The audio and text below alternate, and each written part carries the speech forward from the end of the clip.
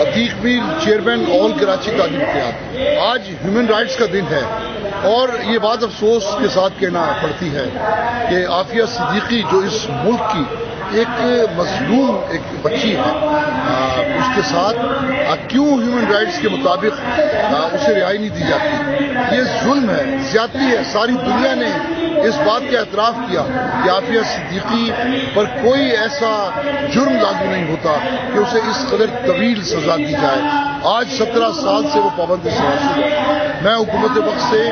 خصوصی طور پر میں اپیل کرتا ہوں کہ وہ اس معاملے کو دیکھے، اس لیے کہ جب ریاست مدینہ کی بات آپ کرتے ہیں تو پھر نبی پاک صلی اللہ علیہ وسلم کے وہ قوانین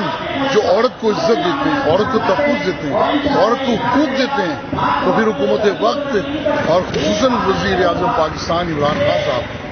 اس پر آواز اٹھائیں۔ یہ ایک خوش آئند بات ہوگی اگر وہ عافیہ صدیقی کو ملک واپس لاتے ہیں، اس سے قوم خوش ہوگی، اللہ راضی ہوگا اور انسانیت کی بھی اس میں بہت بڑائی